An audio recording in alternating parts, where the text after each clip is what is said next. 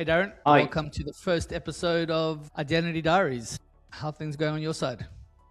Great, mate. I'm in Austin at the moment. As you know, I bounce back and forth between here and Washington State, but back in Austin, and yeah, great to kick this thing off. Yeah, so I think a little bit of context about this podcast and why we decided to put together. Do you want to just give the listeners a bit of an overview? Yeah, as an advisor at Cyber IAM and as personal friends, we talk pretty regularly, right? We're both a couple of total identity nerds, and so often we're talking about things, and we said to each other, well, why don't we just record this and make our own little podcast? It's kind of what everybody does these days, and so here we are. Yeah, I'm excited to see if we can, get some of our knowledge out there. We've been doing this a long time. I think we're both identity dinosaurs as well as nerds. We've been doing it so long, and it'd be good to see if we can help some folks out there on what they're doing in their identity space.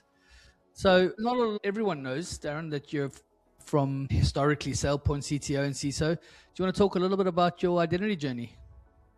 Yeah, I mean, I think that's a great way a lot of these things kick off, right? Is to sort of give you that origin story.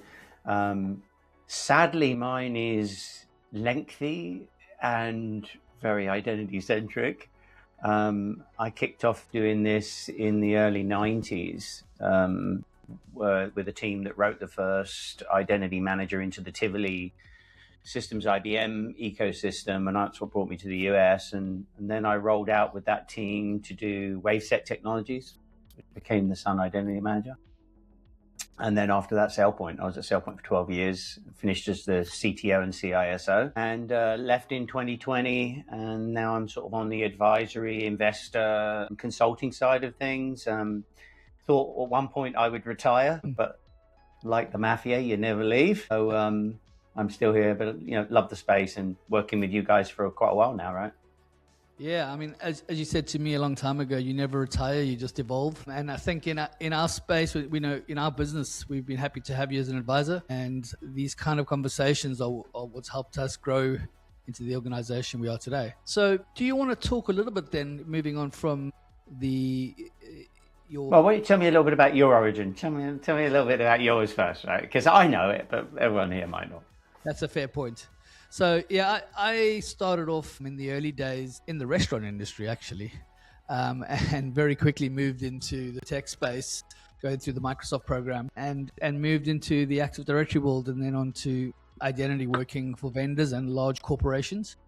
I started CyberIM, co-founded it 9.5 years ago, and yeah, grown from strength to strength.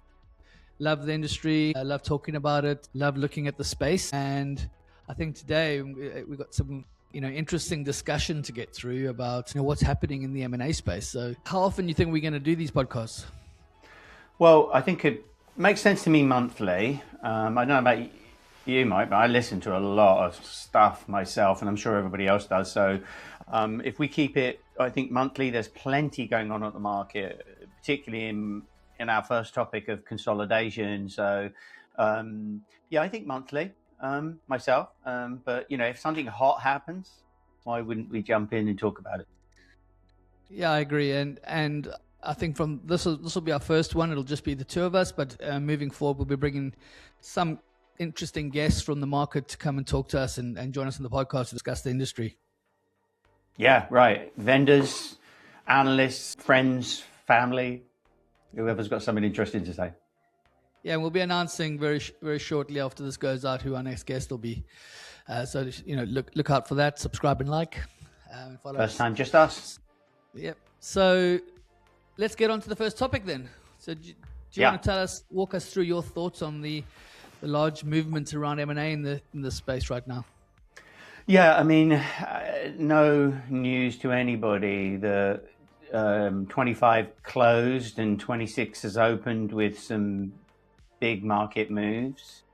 Reflection of the metamorphosis and the evolution that identity as a control plane is moving through. A couple of big ones last year from CyberArk and Palo we should talk about, and SailPoint, some important things happening there. Probably should touch on Signal because that was huge just recently with CrowdStrike and some of the other things, and then Veza and ServiceNow. So which one do you want to start with? Because they're all cool. Yeah, I think I'd like to just first start off talking about how identity has become such a key part of everyone's strategy. All these security and cyber companies that were not identity focused, some of them endpoint, some of them data, etc., have now all based everything around the identity. You see Microsoft, a few years ago was barely talking about identity. Now they're identity first in every part of their security strategy. They're even using your old word, the control plane, like everyone else's, but that you started back in the 2000s. So that's good to see. Yeah, I think that's probably the cause of it. I mean, we never really expected identity to remain isolated in the way that it has. I mean, it is an exercise in specialization, right? I mean, it's what we all do. We all specialize in an area. But identity, as I think you and I have felt for the last 20 odd years, is the center of security. I mean, we were saying that in 2013, 2014 at SailPoint, that identity is security. And to my mind, if you don't manage the access control, you got nothing. So it's sort of a bit like everybody's woken up to that, which is great. I'm not sure how good it is for the customer because it's very confusing now. We kind of knew what an identity stack looked like. I don't think we know so well now, but yeah, I think it's just high time. Yeah, I think the word identity has become more like things humans touch. So, in the old days, it was very workforce based, but as a human, I have a custom identity for some of my utilities and other systems that I use. I have machine identities. I have now agents that we're using. So I think the way I look at it is, it's things humans use and touch in the digital space is all identity. Yeah, I agree with that. And maybe I would just extend it to say it's anything that touches, I would have said anything that touches data, right? If it's data I own and I care about, whether it's a human or a machine touching it, I don't care. But I think it's bigger than data. But so I like this sort of think of it's access. If you're controlling physical access to a building and you're using a touch card of any kind, that's kind of in this space now. And so it's sort of, we used to call it, in fact, before IGA, which, I think I actually wrote that on the whiteboard first at SailPoint, but we used to call it access governance. It was the governance of access, and maybe it's just that sort of relived. No, that's a good point. I do remember in my early days of IGA or IDM back then, or IDAM had so many names. The door people never wanted to come near the access system, which never made sense to me. And it's so true. The division of identity to data and systems is gone, and it's all under one umbrella now, which is great. I think the things we were seeing, the things we were hoping would happen, are happening. So yeah, getting back, I think that and this will talk to some of the acquisitions that we want to touch on too, is that with that phrase of identity security, which again, I mean, I've got the slides from 2015, 2016 Navigate when we first started talking about that at SailPoint. Always be 6 or 8 years ahead of the market, I guess. But what that meant to us then was, hey, identity is security, trust us, sort of thing. But now it means the opposite. It means you can't do security without identity. So we've now got the security infrastructure providers, Palo and CrowdStrike and others, sort of taking a much stronger stance in this control plane. Let's start talk a little bit about the amazing CrowdStrike acquisition that happened recently of the record-breaking numbers for the company Signal. Yeah, and as you know, Mike, and probably some on the listening will, we've both been strong advocates for Signal as both a company and a technology for some time, right? Weren't you the first European trained partner? Yes, and I think still the only UK trained partner to deliver Signal, correct? For Signal, yeah. So, Signal, very strong product, strong place in the market. And I think that CrowdStrike's acquisition of them, I think, it amazed, and the numbers were just really out of order to some degree, I think, but they are what they are. It was regulatory reported, but it's with the word 740, right? The $740 million acquisition, Good for which them. is huge.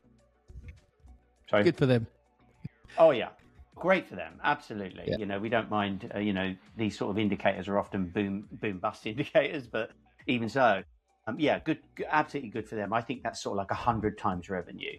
I mean, this is a $10 million ARR company, not 100 million like some people have reported. My understanding was a $10 million ARR. That's flipping huge. But anyway, kudos to them for doing it. I think it's confused a lot of people because they, sort of a next generation identity architecture, runtime access control with policy enforcement sounded like an IAM stack buy, but I just don't think it was myself. Yeah, I think it's going to be interesting to see what they do with it. And we'll talk a little bit in a minute about the other acquisitions. But in the identity space, they've got the ability to take it to the next level of a new wave of identity. The AI is changing how we look at identity. So is machine identity. So who knows what they're going to do with them? It's going to be exciting to see.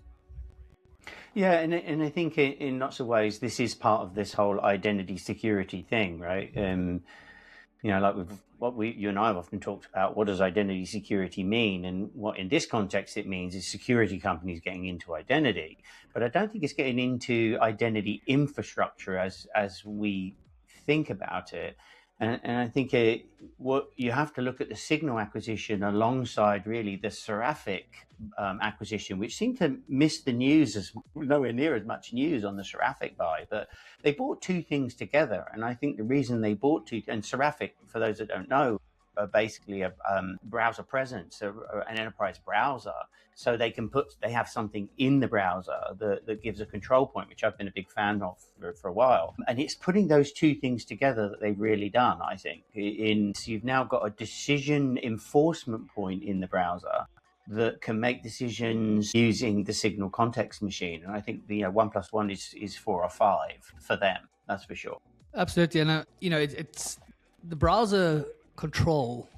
Let's call it the browser control plane. We'll make it up ourselves right now. The browser control plane is something that we're seeing across other acquisitions, like the Savvy acquisition from SailPoint. And I'm excited to see what they do with it, because as we've discussed in the past, if you can control the access to the browser through policy, you're controlling 99% of access really easily. And if it's in the context of the user, you're learning at the same time. It's an exciting new way of looking at identity and looking at access. Yeah, I mean, it's all about enforcement, and where you sit in the stack makes a big difference to that. And we should talk specifically about the little stack of acquisitions that SailPoint's made. But, as SailPoint acquired Savvy, great move. And I was on their advisory board. I've been a fan for a long time of pushing things to the edge, right? Identity at the edge, identity in the infrastructure, rather than a centralized management process, which is what, built 3 companies that do. And I think having it in the browser is it. I mean, the browser is the compute now. And then McNeely at Sun, where I was for a while, is credited with that. The network is the computer. I think the browser is the computer to some degree. And when you're in the DOM, when you're in the browser, comes with risk, but with great power comes great risk. And so, being in the browser, fantastic place to be if you want to govern stuff. So it makes a lot of sense they did that. Yeah, and I think it's goes beyond governance. We're seeing application discovery and security discovery through the actions of the user collected into a central location to really give a picture of the landscape across any application that's used by a browser. So really exciting space. It's going to be good to watch. Yeah, and I think the comment I'll just quickly make for our listeners with a SailPoint vent, if you like, I don't think this is competitive to anything. A lot of people are like, CrowdStrike's getting into identity. Sorry, SailPoint. I just think it's two totally opposite ends of the spectrum. I think it was you have to sort of look at where motivation comes from, or where people's brains come from, if you like. And CrowdStrike are not really AppSec people. They're really NetSec and OSSec people. And they're certainly not IDMSec people. So I think for them, it's more like ITDR than it is IAM infrastructure, if that makes sense. I think CrowdStrike customers are still going to buy SailPoint, right? Yeah, absolutely. And so let's flip that slightly on its head. Let's go down another avenue of acquisitions. what's your thoughts on Palo Alto going and acquiring CyberArk for a hefty sum? Well, again, we're strong partners, right? I've Very. worked with CyberArk and Udi and the team for as long as I can remember, really much. But you're a strong partner too, right? CyberArk. Yeah, I think they're probably their biggest delivery partner in the UK, if not Europe. So again, why are people buying all the companies in and around us, Mike? That's an interesting question. But yeah, I think the Palo buy of CyberArk sort of, in effect, kicked a lot of this off, right? Identity security had to become real. And so the security companies, Palo being a platform security company in lots of ways, again, coming NetSec up, right? The way to think of it. And they went straight in up here and made a PAM buy. And I think it made a lot of sense to people that are in the infrastructure. I mean, if you're buying Palo Alto infrastructure as an IT buyer, you're probably also managing the PAM deployment. So it made some sense there. But again, massive numbers, 22 billion. Wasn't it 22? Yeah, I think that's a lot of cash. Something like that. But I think with identity now moving towards the center of every part of cybersecurity, I think Palo's play here is to say, you know what, we're going to be the platform of everything for identity and everything around it, whether it's the SOC, whether it's a network. So it's an interesting plan. It's going to be two big companies to merge together, and we're excited to be partnering and seeing how we can go to the next level with them. Yeah, I mean, the things that when you buy something for 22 billion, right, accretive revenue is a concern. If you buy something for 20 million and you're $1 billion company, no one cares less, right? I mean, it doesn't have to be, but you don't make buys of that size, as I understand, right? I'm no financier, but without there being a financial plan around its revenue. Now, fortunately, it was a good cash cow business in lots of ways. So, but I mean, having every Palo salesperson know how to engage with and bring into a sales cycle a CyberArk person is going to be really good for Cyber AM. I think generally, you mentioned earlier, we're partnering with either the new up and comers or the traditionally strong identity vendors out there. So, as the market evolves and as they acquire more and merge, and we're at the forefront of trying to help deliver that and get the messaging right. So, we love all of it. We're happy for all of them. It's good for the market. It's good for us. Yeah, and I think it's something that we talk about, right, as leaders. Thinking about the future for companies, this sort of view of tactical now and strategic future. I mean, in lots of ways, the core part of what CyberArk does today is tactical now. Right? I mean, tactically now, you can't have admin privileges floating around and being shared in spreadsheets. I mean, it's just nuts. Strategic future, privilege shouldn't be being distributed at all. It should be being deduced by intention at runtime. So, it's sort of interesting for us to always be both sides of that. How can we help our companies and our customers do tactical now things and think about strategic future? And Signal was sort of strategic future in lots of ways as well. So that's good. And I think we're going to see. Sorry, mate. I think we're going to see some of the traditional tactical nows evolving into strategic future. We're seeing a lot of change coming, and so it's the problem. The legacy still exists, right? What's your famous saying? Death to IGA, long live IGA. So the tactical now is not going away. The mainframes are still there. So yeah, I've used over my career the word legacy so often. I came in with distributed systems when we were first pushing them in on top of mainframes. And it was sort of the legacy, and those systems are still here. So let's just not call it legacy. And also, every piece of agent code you write today is tomorrow's legacy. As soon as you compile it and push it, it's changing. So what does legacy really mean? But yeah, I think it's the long tail is a lot longer than people think, and AI is going to replace everything, Mike. Didn't you know that? SaaS is going away tomorrow. I mean, yep, done. I mean, we have a very we're not getting too much in AI on this session. I think we'll do that in a future podcast. But we keep saying there's a good reason it's called Copilot, because it's not the pilot. We're still the pilots, and they are the co-pilots, and they're there to help us fly the plane. So I firmly believe that, and that's the message we have in our business. Use it to help you wherever it can, but it's not going to replace you. You were on the acquisition front still. The other one we should talk about, because I know that you were a Vesa partner as well, was the Vesa ServiceNow acquisition. Because, I mean, undisclosed, I know it was nearly $1 billion, right? I'm not sure about the amount, but what that is, we are another partner, was another one we're invested in. We were talking to some banks about the product. It was showing some good signs. I think it's an interesting one because it's got the full, visibility and discovery piece, but then it did have its own IGA angle to it. And, ServiceNow being a platform, they want identity as well as part of and management of identity. So another one to watch, another exciting place. Does it replace some of the other products that are already there on the ServiceNow space? Is it, what are they going to do with it? I think when you have these products that are multifaceted, it's really up to the acquirer what they do with it, and we'll have to wait and see. Yeah, that's a good point. I mean, Vesa to me was always a sort of a mix of value propositions. Was it an ITDR solution? Was it a partial IGA solution? It was doing bits of PAM, but it was sort of everywhere. But its fundamental principle was around visibility still. And I personally think that's what they bought it for. I don't today see ServiceNow, did every single enterprise IGA salesperson suddenly go, oh my God, because every customer is a ServiceNow customer, it would appear. And there's a lot of it out there.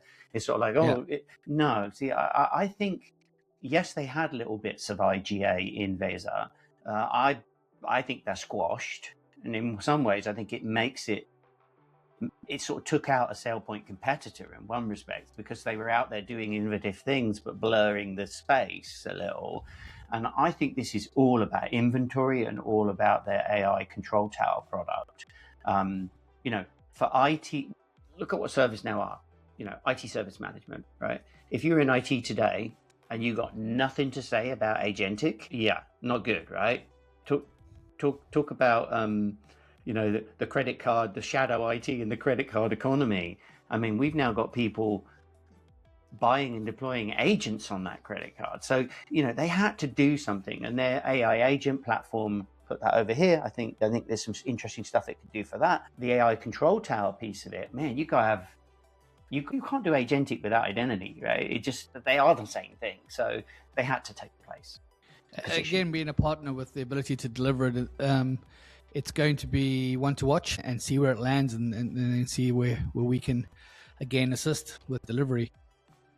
Yeah, and this is just closing thought on that. Really, this is why I work with you guys. This is why we work together, and why I think the sort of boutique identity service providers have just got a massive future here, because how all this fits together is, who knows? But you're all over all the technology that's being acquired, so that's going to be a good thing.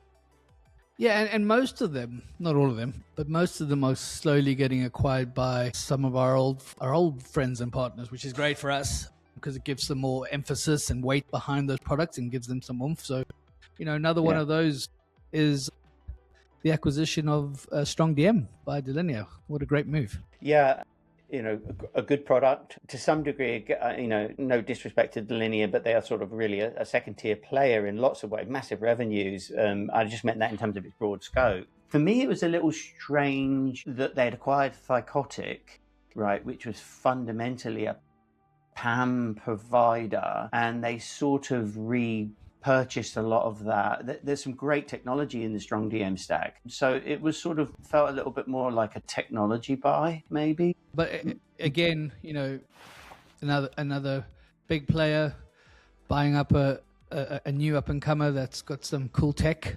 and let's see what they do with it. It's going to be another good one to watch.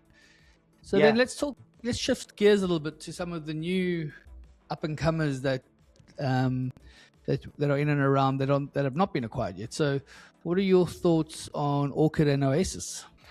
Very interesting. Full disclosure, I'm on the advisory board at Orchid. Very deliberately, I think when I left SailPoint in 2020, I think it was actually the first thing I did in 2020 was did a cold webinar and did this, this thing about identity has got to move to the edge. I credit Sean Kuntz, great longtime friend of mine, with this, identity at the edge as a phrase. And by that, we just mean stopping being a centralized, isolated process in the middle and have it embed. And so I looked for companies that were moving IGA out, and Savvy was one of them. So invested there. And Savvy was acquired by SailPoint, as we talked about. We should probably come back to SailPoint's acquisition stack because they've done a lot of stuff. And also to Orchid, which is identity in the infrastructure. It's identity in the application server.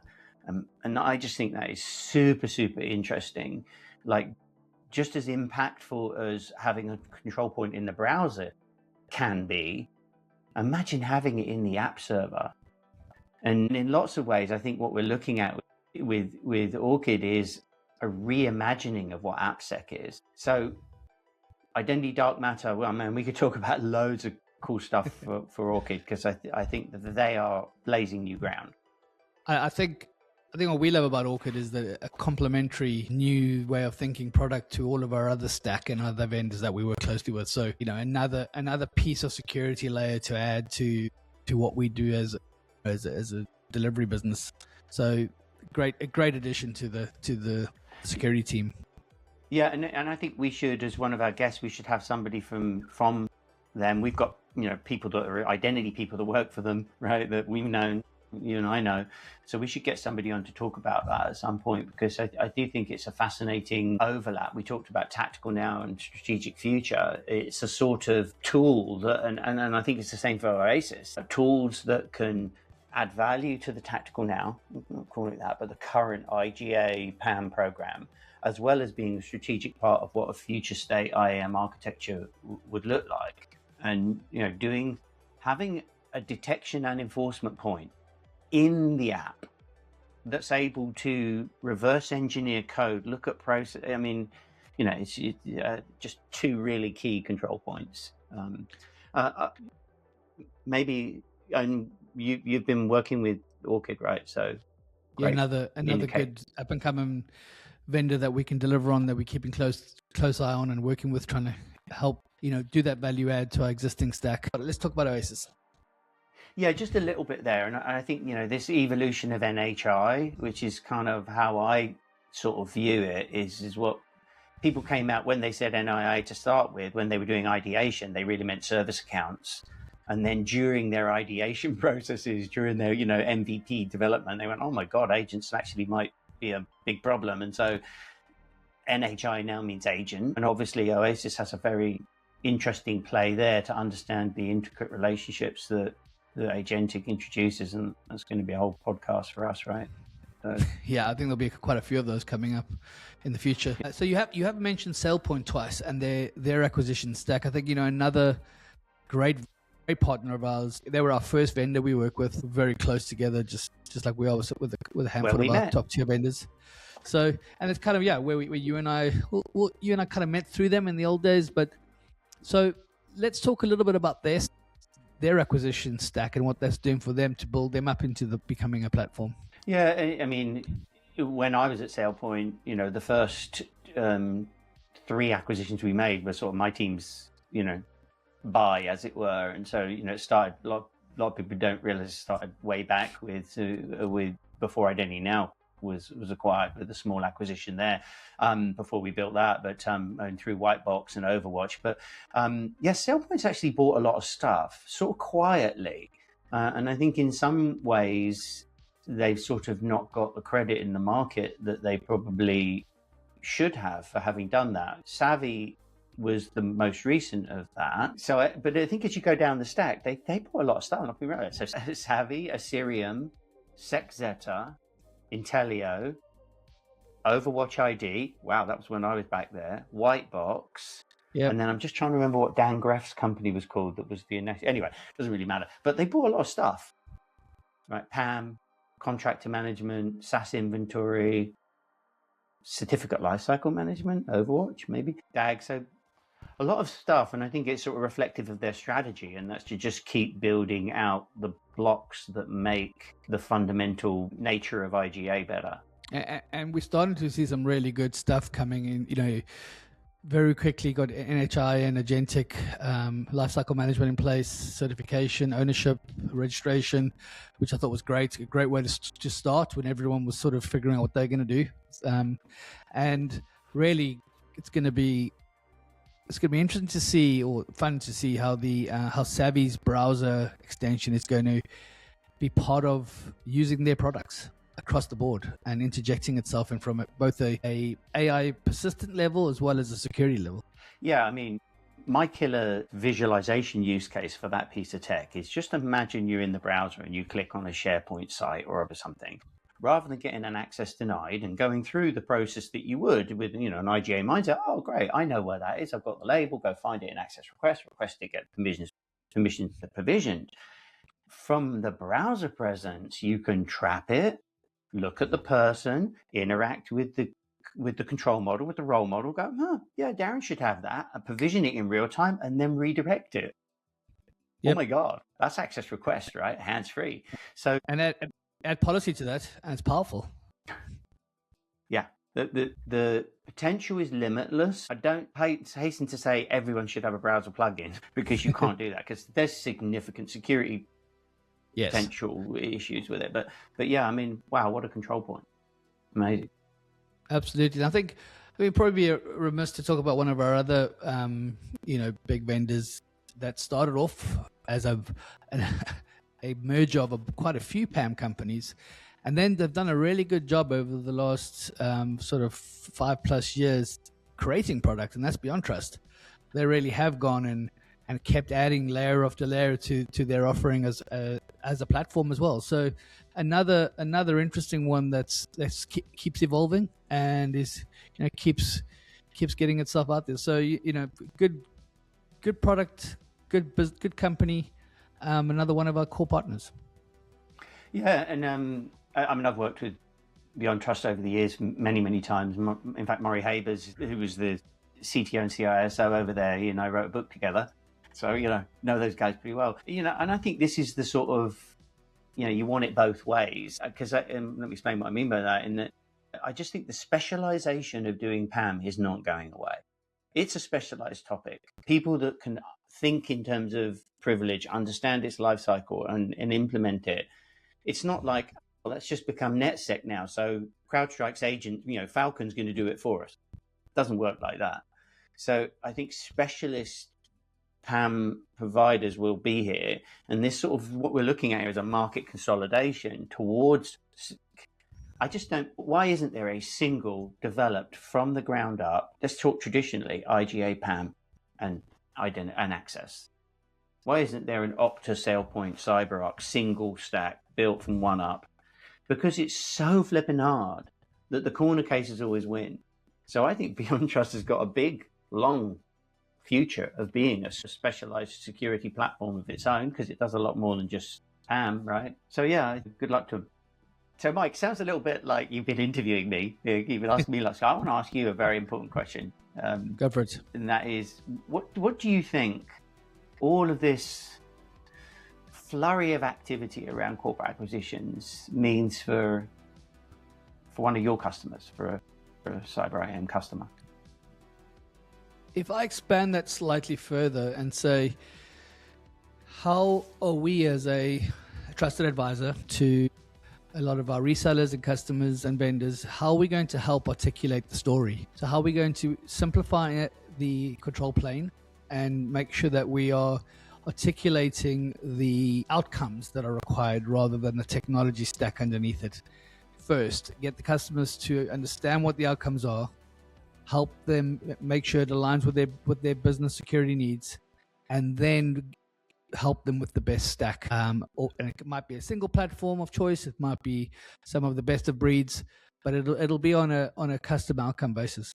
Yeah, that makes a lot of sense. And I think there's a lot of folks that have sort of predicted the end of the identity services business, right, by virtue of AI replacing onboarding. And you and I have obviously spoken about this many times to say, well, onboarding is the tiniest piece of the problem here, so there's not. But yeah, all this in the stack, how do you advise somebody today on, the swim lanes of these products with so much overlap? I mean, it's tricky. It is tricky, and it's trying to be the experts in all of these top vendors to understand, to make sure we're recommending the right products. But I think you touched on AI there, and I don't want to get too deep into it, but from an AI perspective, we know that we need these co-pilots to help us, and which means we can deliver more value to our customers for the same investment that they were putting in before. So the idea is that as a services business, we evolve with AI, and it's us delivering services with our co-pilots helping us to be more efficient, to give better outcomes and faster outcomes for our customers. Yeah, good point. I think this is definitely one of our next editions of the pod is going to be about architecture, right? About next generation architecture. We'll talk architecture, but always put it in business terms. Yeah, I think managing that architecture is no simple task. No, it's not, and it's going to take experts to help. And I use AI a lot, and it doesn't always give you the right answer. It gives you some ideas that you've still got to use these experts to help you get the right answer for you. So great tool, great addition to the team to have these co-pilots to help us. But we still, experience is still important. Yeah, most definitely. And with these tools, I mean, hey, it looks like you're getting ahead of the tool experience before a big buy. So continue to do that as an investor. I 100% applaud that. I think this isn't the end of the acquisition train. So more coming, no doubt. Absolutely. I think as we wrap up here, it's definitely a hot industry right now, the identity acquisition market, and hopefully there's some really good strategic acquisitions and mergers that still occur to help consolidate and strengthen the market for our customers and for ourselves. So, any final thoughts on what you're seeing is coming next? No, I think there's always something exciting going on in identity. It's the gift that never stops giving. I mean, I've been doing this for 32 years. Can you believe that? User administration. Great. Love it. It's more change. It's an evolvement, and I think AI changes so much, and so do all of these tools and products. So yeah, great to be in the industry right now. Yeah, I think AI has brought a new excitement to the industry, and it's only going to make it better, which is great. So, well, Darran, as always, it's always good to chat, always good to share ideas and to bounce things off you. Thanks for joining today, and we will be together again in 4 weeks' time with hopefully a nice, exciting guest, which we can ask them some more questions and listen to someone else's thoughts. So thanks a lot. Awesome. Till next time.